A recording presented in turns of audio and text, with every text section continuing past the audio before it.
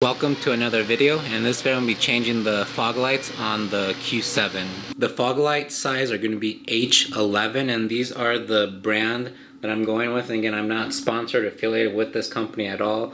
I literally went on Amazon, searched for the size, and then kind of looked at good reviews and see kind of the light output. And again, I'll be posting a little screenshot here off to the side with little info, and also I'll have the link to the description to these if you actually want to use this. But again, if you want to go with different brands, that's totally fine, but the process is going to be the same. And one more thing I want to add, depending on which LED fog lights you might have, you might get an error code on your dash, and if you do, I'll actually show you guys how to use VCDS on how to code that out. And by coding that out, it's not gonna cut power to the fog lights. You'll still get power, but you'll get rid of that little error code. So I don't know if these, at the moment right now, I don't know if these are gonna give me an error code, but if they do, I'll definitely show you guys how to do it on VCDS, how to cancel them out. And if they don't give me a code, I'll still show you guys on how to do that if you end up getting an error code, if you go with a different brand of LEDs for your fogs. When it comes to removing the fogs light, there's two ways to do this really. One approach, you can go ahead and pull the grill out and then remove the housing itself, or you can go ahead and turn the wheel and access it from right here by removing the little screws that are in there. But I'm gonna go ahead and do the approach of removing the grill on both sides, and I'm gonna just record on one side, and then it's gonna be the exact same process on the other side. So right now I'm here on the driver's side. So right here, there's only kind of one way where you can pull on this, and that's right here, because right here there is no holes for you to dig your fingers. So it's gonna be a little sketchy, it's gonna be a little hard, so you wanna kind of give a nice gentle pull on this side and there, unclipped. And then right here, instead of pulling this straight out, you're gonna try to move it this way, because there's like a little clip on this side right here, and I'll show you. See this clip right here? Obviously it doesn't bend or anyway, and it clips into right here, so you want to be careful. So first you kind of pull this side out, and then you pull this way. Don't pull it out this way, because you might end up breaking that tab. So now I have access to the fog housing.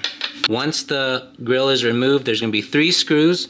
There's going to be 1 right here, 2, and 3 right there. The light will pick it up. And then this thing right here, if you're wondering, this is what you use to adjust the leveling of the fog light if you do end up wanting to change that to your liking. So I'm gonna go ahead, get a screwdriver and Phillips head, remove those 3 screws right there. Once you get those 3 screws out, the fog light housing can come off. And then for me, as you can see, I already have an existing LED, but actually one of them went out on me, which was the passenger side. So I'm going to be replacing both of them, because if one went out, then more than likely this will go out. And I'm a little bit surprised that these did. So actually this is where the connection is. There's a little tab right here you push down, and then this will eventually come undone. Once you have that out, in order to release this, you're gonna turn it lefty, make it a lefty for this to come undone. So it's about a 90-degree turn. Then this will come undone, and now you can go ahead and replace with the new LED fog light. So as you can see, these are previous. So the driver's side was still good on me, but for whatever reason, the passenger side went out. So again, like I said before, I'm gonna go ahead and replace both of these, but I'm going with a different brand, because this one did not really last that long for me. By probably since 2017, I would say. Here are the new LEDs that I'm using. And again, these are size H11, and whatever you do, you can definitely touch this part, but do not get your dirty fingerprints on these, because you definitely don't want to get my greasy fingerprints on these. So here is the new LED.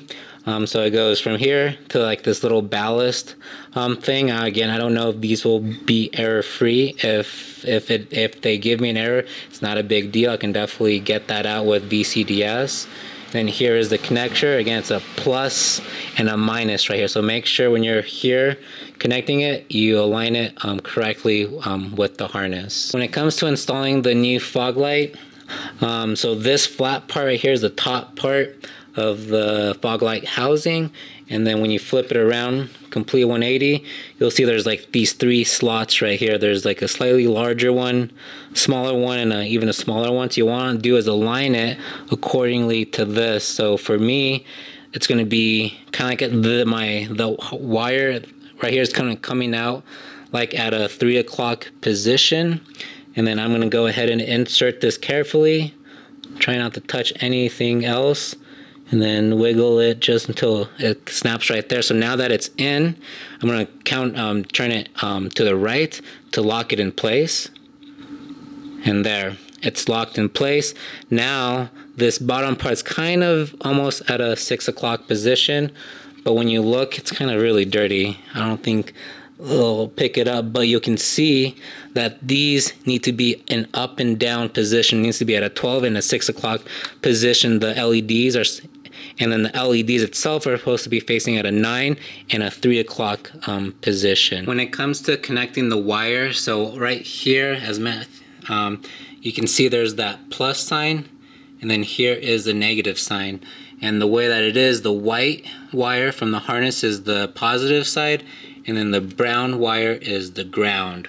So that's how you connect it. And to verify, if for whatever odd reason yours doesn't work, go on and into the car, turn on the fog lights, and if it turns on, then more than likely you got it connected correctly.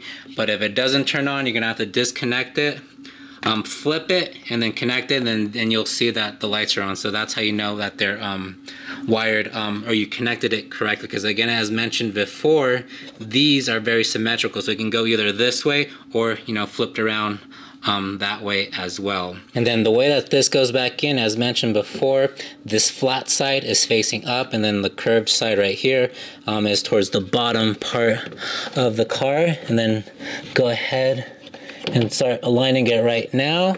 And now you can put these 3 screws back in their place, and all 3 screws are the same size, so there's no worry to, you know, get them mixed up if you put them in a different order. All right, so now that all 3 screws are back on the fog light, so again, as mentioned before, be careful with this clip right there. So what you want to do is you want to insert it into this hole right here first at an angle like this. And now I can go ahead and push this back into its place, and it'll just snap into place.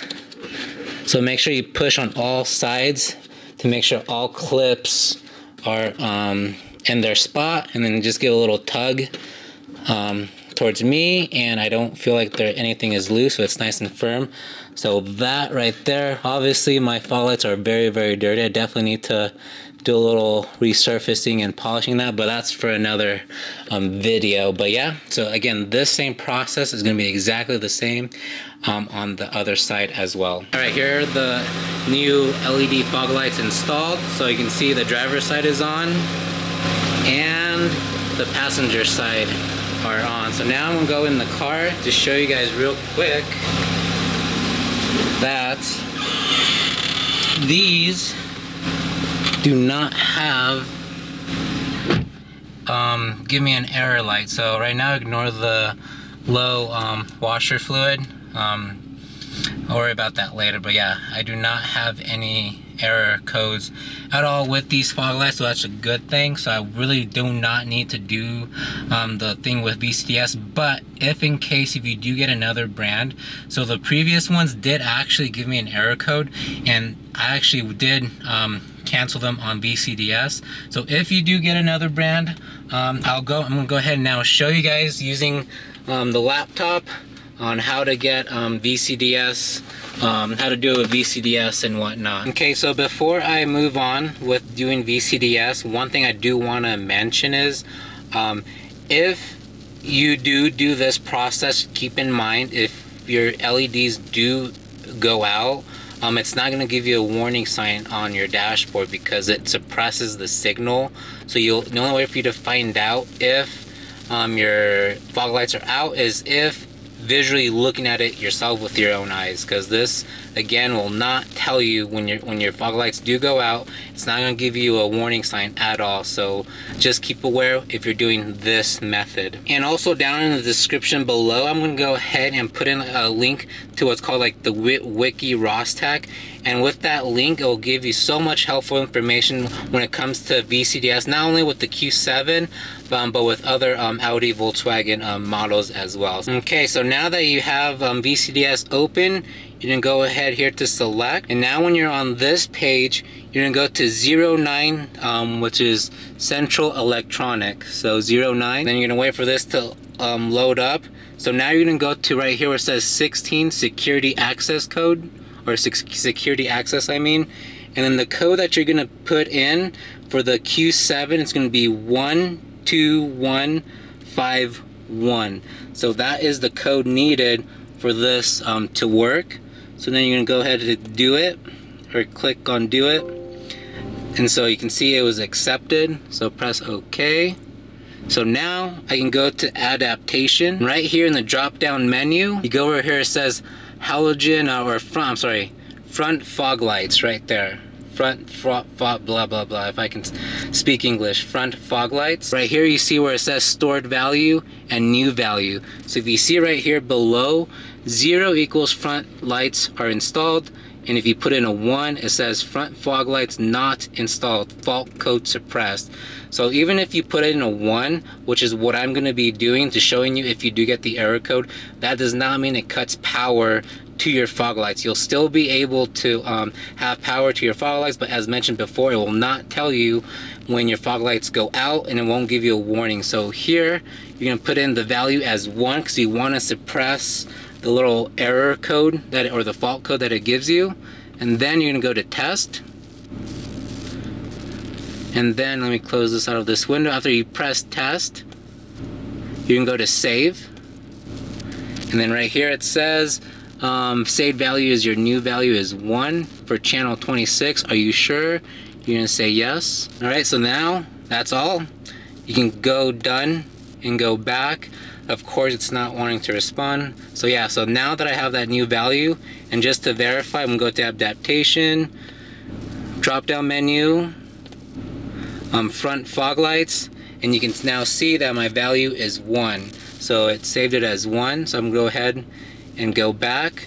Now I'm gonna go ahead and exit out of the car just to prove to you guys that the fog lights are still on.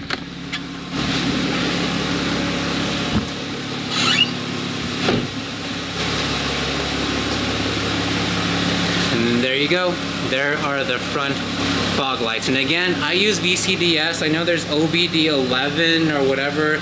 I do not know that interface at all, so I don't know. I can't really say if you can really do what I just did with OBD11, but with VCDS, yes, you can. So when it comes to OBD11, I don't have it, so I don't know how to use that interface at all. But yep, so that's how you install the fog lights. And if you do get an error code, so with this brand I did not get an error code, as I showed you guys before. And if you do end up going with a different brand, and if you do get an error code, just follow those steps on VCDS, and that will take away the little error dash code on your dashboard. So I hope this video has been of help, and if you guys learned something new, and I hope you guys have a good one.